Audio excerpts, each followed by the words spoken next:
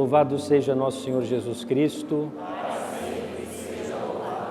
Um bom dia a todos. Hoje a igreja tem mais flores do que de costume, porque são flores que ficaram ainda do casamento da Renata e do Fernando, que aconteceu alguns dias atrás, que foi um motivo de grande alegria para a nossa paróquia. Eu gostaria de aproveitar essa decoração e aproveitar também a segunda leitura que nós ouvimos da primeira carta de São Paulo aos Coríntios, para tentar brevemente e sem esgotar o assunto, responder a uma pergunta que muitas vezes, como padre, eu ouvi das pessoas, que é a seguinte: padre, por que é que os padres não se casam? Eu tenho um amigo padre que uma vez na sua paróquia havia uma senhorita já dos seus 30 e tantos anos, e que ficava o tempo todo lhe perguntando: padre, por que é que os padres não se casam? Padre, por que é que os padres não se casam? Ele falou: por que você está tão preocupada com isso? Você quer casar comigo? Você não faz o meu tipo, não. E para responder essa pergunta, nós vamos usar em primeiro lugar a palavra de Deus. Nós poderíamos recorrer à prática da igreja, que entre os apóstolos já tinha ali São João Evangelista, que não era casado, era muito jovem, e que, segundo diversas fontes históricas, tudo indica que mesmo aqueles escolhidos entre os primeiros que eram casados, uma vez que seguiam a Cristo como apóstolos ou como presbíteros, deixavam de lado o uso matrimonial, vivendo bastante literalmente aquilo que nós ouvimos São Paulo dizer na semana passada: aqueles que têm mulher, vivam como se não tivessem. Mas eu gostaria de argumentar e explicar essa questão a partir da palavra de Deus, começando pelo que São Paulo nos disse hoje. Então vejam, São Paulo diz o seguinte, isso ele escreve para aqueles que não são casados ainda. Irmãos, eu gostaria que estivesseis livres de preocupações. Vamos entender depois o que significa livres de preocupações. Não quer dizer que o padre, o celibatário, seja alguém sem preocupações. Longe disso. O homem casado, o homem não casado, o homem solteiro, é solícito pelas coisas do Senhor e procura agradar o Senhor. O homem solteiro tem um pouco mais de tempo e de ambiente para rezar, para se dedicar ao estudo, à contemplação. Ele pode, de repente, porque ele não tem os filhos, não tem a esposa, não tem certas obrigações familiares, ele pode dedicar um pouco mais de tempo à penitência, ele pode viver uma vida mais pobre, porque ele não tem que, oferecer uma condição um pouco mais confortável para a esposa, para os filhos, como qualquer homem casado tenta fazer naturalmente. Mas aquele que é casado,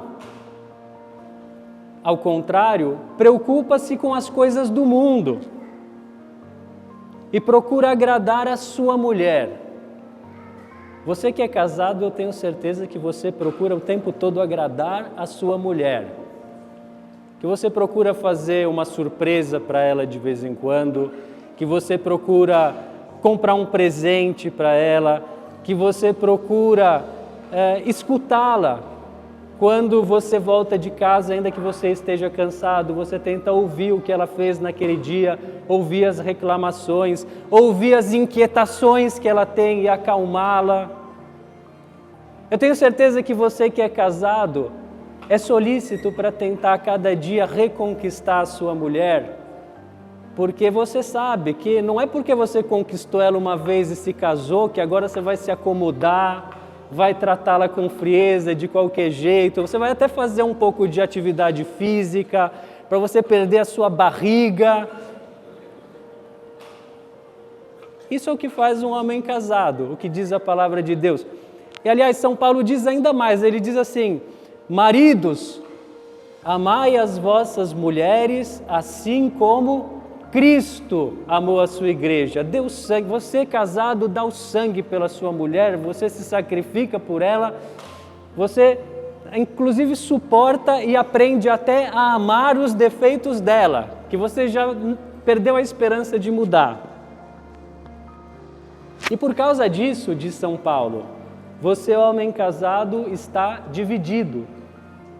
Você está ali, ama a Deus e ama a sua mulher. Você ama a Deus através da sua mulher. E é importante, você que é casado, você que é casada na igreja, você tem que ter consciência de que você ama a Deus através da mediação do amor pela sua esposa ou pelo seu marido. Quanto mais você amar a sua esposa ou seu marido, automaticamente mais você vai amar a Deus e vice-versa. Quanto mais você amar a Deus e for fiel a Deus, mais o seu coração vai se dilatar e vai aumentar a caridade pela sua esposa, pelo seu marido. Depois São Paulo continua: do mesmo modo, a mulher não casada e a jovem solteira têm zelo pelas coisas do Senhor e procuram ser santas de corpo e espírito. Obviamente, São Paulo está falando de mulheres virtuosas.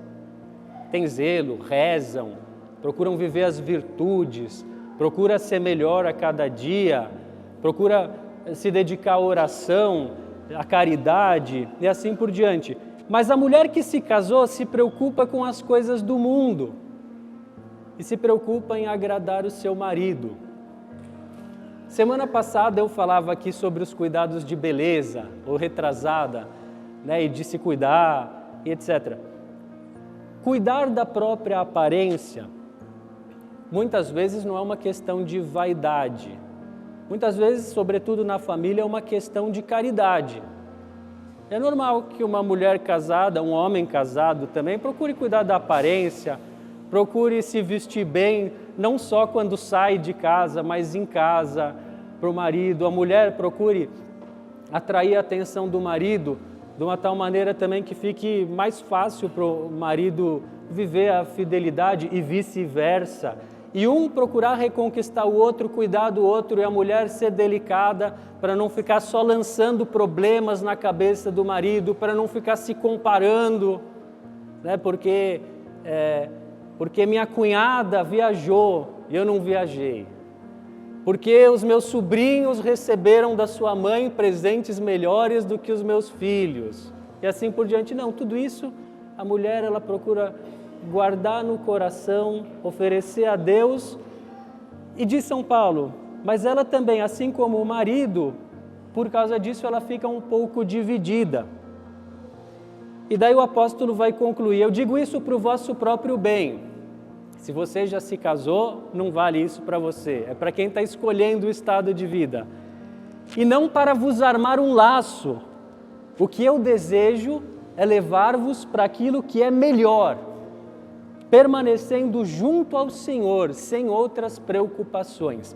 Então, São Paulo, inspirado por Deus, a palavra de Deus nos diz que, embora o matrimônio seja maravilhoso, São Paulo vai dizer na carta aos Efésios que esse é um mistério grande, é ainda melhor viver para as coisas do Senhor.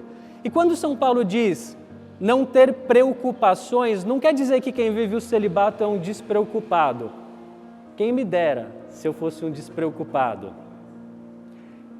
Também não quer dizer que quem vive o celibato vive como desculpe o perdão da expressão, um solteirão, no mau sentido da palavra, ou seja, alguém egoísta, que só faz a própria vontade, que quer o tempo todo para si.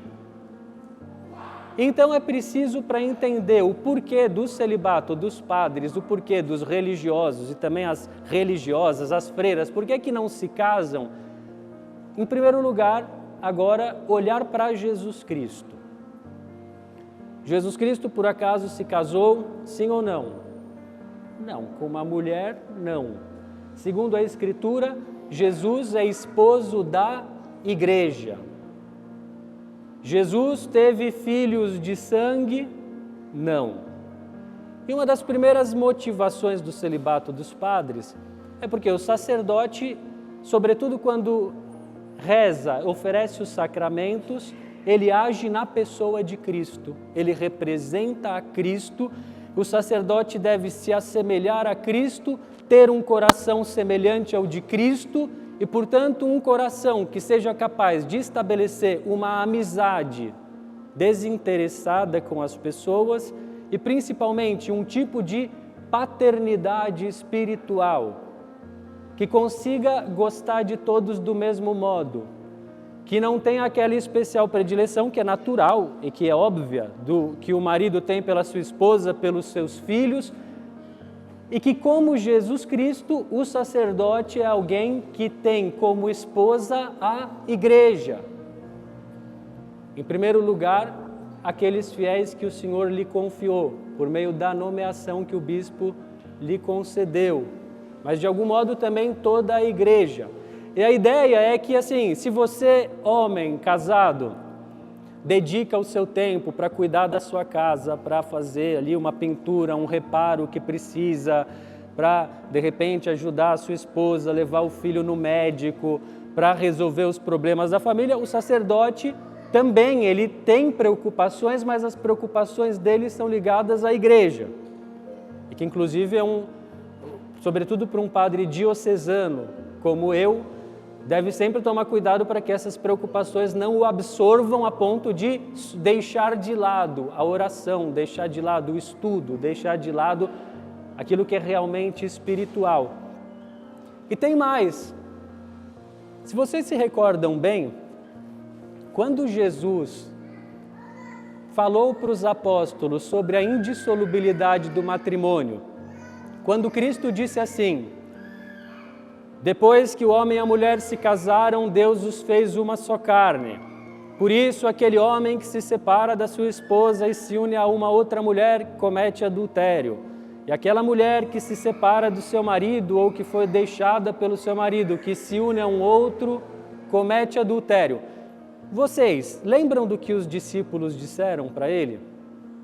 Os discípulos, com um pensamento ainda bastante mundano, isso foi antes da vinda do Espírito Santo em Pentecostes, eles disseram: bom, se essa é a condição do homem depois de se casar, é melhor não se casar. E Jesus respondeu como? Ele disse: algumas pessoas não se casam. Ele usa a expressão, são eunucos, quer dizer, não se casam, porque nasceram assim. Eu diria que ninguém, se alguém me perguntasse, olha, eu estou pensando em ser padre, uma das coisas que eu pergunto sempre, você já pensou em se casar? Você não tem alguma atração pelo matrimônio? Se o sujeito disser, não, nunca pensei nisso, não gosto, não quero de jeito nenhum, eu diria, sinal de que não tem vocação. Então, algumas pessoas, não é esse o caso de um sacerdote, são pessoas que não têm atração por matrimônio, não pensam nisso, nunca gostariam de se casar, ter filhos e etc. Outras pessoas, diz Jesus, são aqueles que são eunucos ou não se casam porque os homens fizeram assim. Na época de Cristo havia os eunucos, que eram aqueles homens que trabalhavam na corte e que, para evitarem que eles tivessem algum tipo de relacionamento com as mulheres da corte, esses homens eram mutilados, então ficavam incapacitados para o casamento. Também não é o caso, não é por isso que alguém vai se tornar padre celibatário. E Jesus conclui, alguns, no entanto, não se casam por amor ao reino dos céus. E numa outra ocasião, quando querem pôr Jesus à prova e dizem, você fala que existe a ressurreição final, mas imagina só, se uma mulher se casa com um homem, o seu marido morre, daí ela se casa com outro, o outro marido morre, ela se casa com outro, o outro marido morre e assim por diante. Na ressurreição final, de quem que ela vai ser mulher? Vocês se lembram que Jesus responde? Ele responde, vocês não entenderam nada. Porque na ressurreição final, ninguém mais vai ser casado, ninguém mais vai se casar. casamento, o vínculo do matrimônio estabelecido por Deus no momento da celebração do matrimônio, do consentimento dos esposos, ele dura somente até a morte. Para alguns isso é motivo de alegria até, mas eu tenho certeza que para ninguém aqui, dos que são casados. E claro que no céu nós vamos amar especialmente aquelas pessoas que nos ajudaram a ir para o céu e as pessoas que nós ajudamos para ir para o céu. Mas no céu Deus vai ser tudo em todos. Deus vai ser o centro de tudo. Jesus diz, nós seremos como os anjos. E viver o celibato, não se casar por amor ao reino do céu, significa também antecipar já neste mundo, nesta vida, essa que será a nossa condição definitiva, em que Deus vai ser o nosso grande amor, que vai preencher-nos completamente, que vai saciar-nos completamente, e através de cujo amor nós vamos amar todos os outros. Eu concluo, desculpem me estender, mas esse é um assunto importante. Eu concluo parafraseando o Papa João Paulo II, que imaginem, o Papa João Paulo II foi Papa entre 1978 e 2005. Então, depois da Revolução Sexual, então muitas vezes perguntaram para ele, quando é que a igreja vai acabar com esse negócio do celibato? Quando é que a igreja vai permitir que os padres se casem? Aquilo. E uma das respostas que o João Paulo II dava, ele dizia o seguinte, que a incapacidade de compreender o celibato, e Jesus mesmo no Evangelho quando fala disso, ele diz, nem a todos é dado compreender isso. Possui a mesma fonte da incapacidade de compreender o matrimônio. Em geral, as pessoas que mais se incomodam com o celibato dos padres são aquelas pessoas que, em geral, sequer vão à igreja e que também dizem, mas para que se casar? Para que se prender a uma pessoa?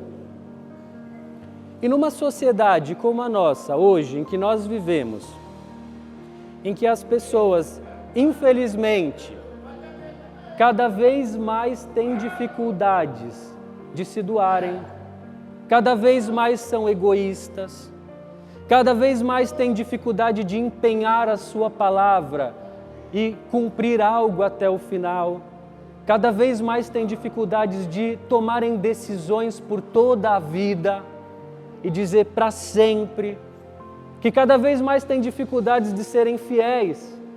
E é triste, mas às vezes você fala sobre fidelidade e as pessoas dão risadinhas.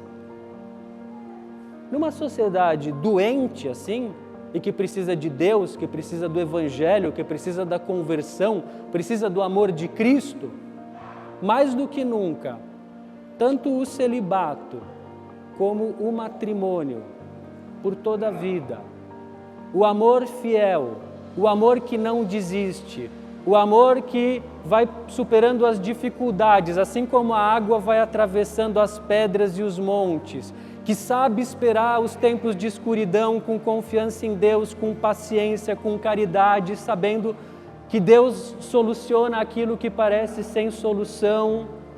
O amor assim, repito, seja no celibato, seja no matrimônio fiel, mais do que nunca é necessário como um despertador para as consciências, como um sinal da presença do reino de Deus já neste mundo e que vai se completar definitivamente na vinda gloriosa de Cristo. Vamos pedir pela intercessão de Nossa Senhora, a quem nós invocamos como Virgem fiel, ela teve essas duas graças, essas duas glórias, ela foi ao mesmo tempo mãe e virgem. Vamos pedir a ela que nos ajude a viver e a compreender isso que Deus nos diz por meio da sua palavra. Louvado seja nosso Senhor Jesus Cristo.